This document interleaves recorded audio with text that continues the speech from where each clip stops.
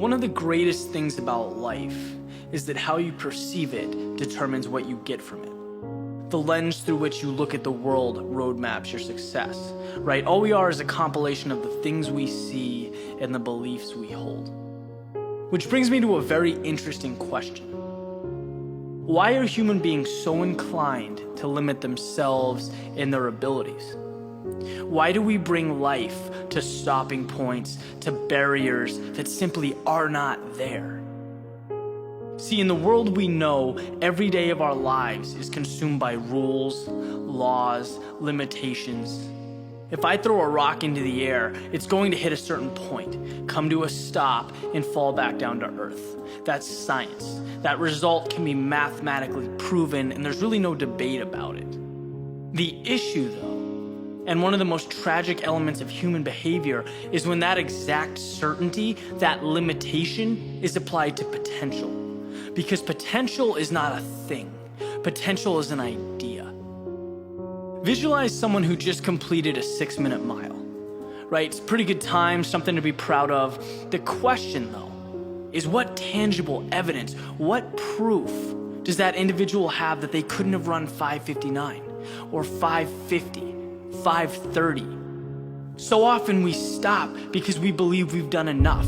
We're comfortable right where we are, we know what the standard is, and we act accordingly. But just imagine a life without these false pretenses. Imagine the possibilities that exist for those who set their own standards. It truly is the difference between ordinary and extraordinary. Going back a few years, when Henry Ford first created the automobile, he said that if he would have asked the world what they wanted, they would have said faster horses. Because that was the standard. A new possible hadn't been defined yet. And this supports the fact that reality is whatever you decide it's going to be, right? That mentality has been held by anyone who's made a positive impact on society, anyone who's exceeded expectations. Unlike that rock flying through the air, there's no defined stopping point for you other than the one you give yourself. And today is about taking that stopping point and making it disappear. It's about innovation, having the courage to step into the unknown, to push, to do the things that most people wouldn't. Because most people are confined to those self-induced limitations. But they don't need to be. Right? There are two ways to look at any situation: to simply exist through it, or to have an impact, to be the defining piece, to do something memorable. And every day is an opportunity to become that standard. But you have to first believe you are. Believe that your capabilities and talents stretch far beyond what is right in front of you. Believe that possibilities are limitless.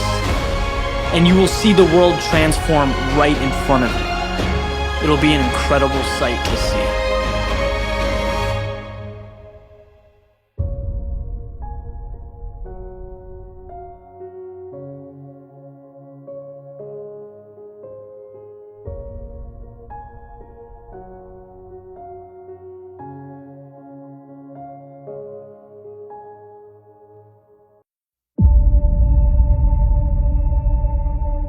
There's something about the way we perceive success that results in one of the greatest tragedies of our time. And that's the belief that successful people, the ones at the top of their game, that talent is what punched their ticket, that destiny brought them to the finish line. And that's wrong. It's wrong because it takes the journey, the struggle, the scratching and clawing that it took to get to the top of the mountain and throws it out the window. It completely mitigates what's most important. In the real world, the one we are living in, it doesn't matter who you are never entitled to a result. Victory is a product of the fight.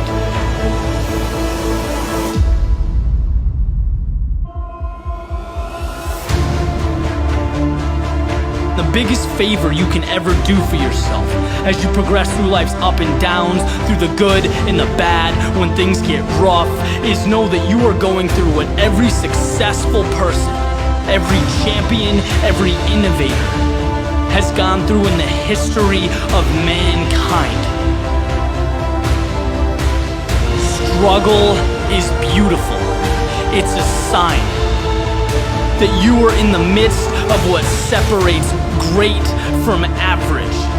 It's a necessary step, and it's the most important step you will ever take, because 99% of people can't see past it.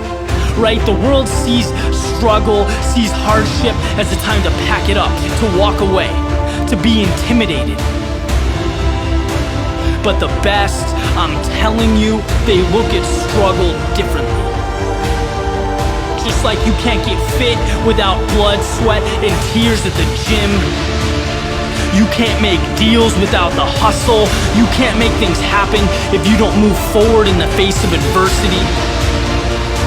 When the word no is staring you in the eyes, it's all part of the process. Winners walk on. If you want something bad enough, you know that being uncomfortable is an ingredient. If you want to be the best, your mindset has to reflect the best, right? Let others focus on the tip of the iceberg. You know excellence lies in everything underneath the surface, in what cannot be seen. So take mediocrity and make it excellence. Take what's yours and hold it up for the world to see. Because what hurts now in the present is the very same thing that will transform your life down the road.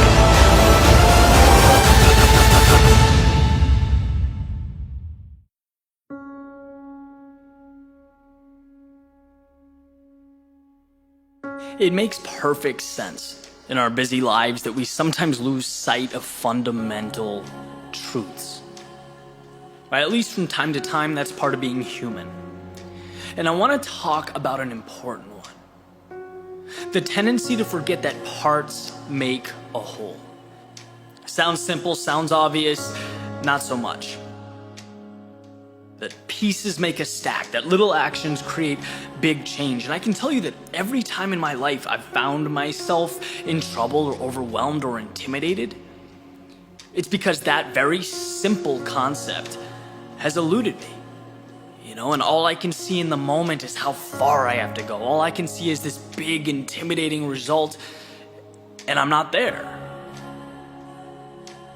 And I want to tell a quick story to provide some context. Those of you who have seen my videos, you probably guessed it, it's running related. But if you're not a runner, hang tight, because this is not in any way specific to running. It's just a good way to articulate the message, and you'll see that. So the realization occurred a few days ago, doing a distance run down A1A, which is just a long, straight stretch down the coast of Florida. It's perfect to kind of zone out and just run. And that's exactly what I must have been doing, zoning out, because as I'm, pretty far along, I realized that they were kind of closing off the street. There were people lining the sidewalks. There was some kind of organized event. Realized that I couldn't go back the same way that I came up. So had to run up the beach. And it was one of those things where we've all been there, right? The idea was great. Our body didn't necessarily like it. It just was one of those days. It did not feel good. And I was really trudging my way forward. And I noticed that every time I thought about the distance I needed to travel, I felt worse.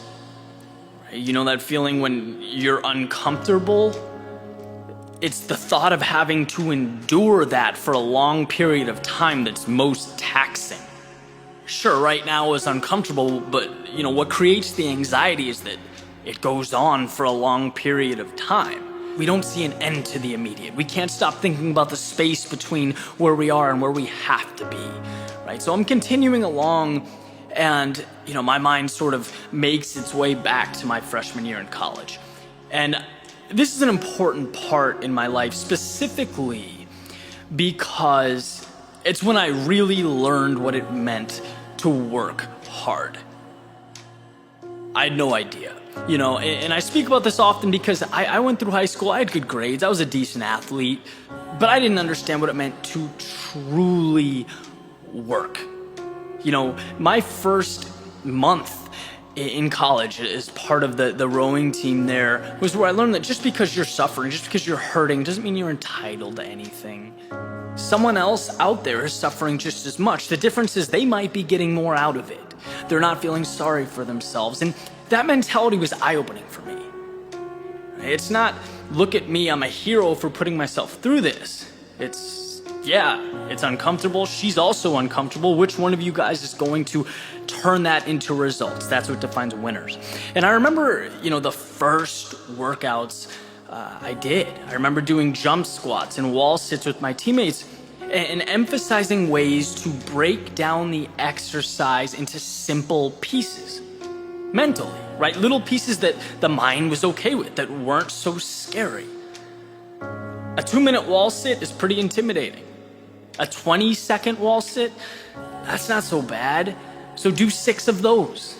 Say something funny between each set. Find a way to tear down the mental obstacles, because the body can take so much if the mind lowers its defenses and simply allows it. So anyway, I'm making my way forward up the coast, and I stopped thinking about how far I had to go.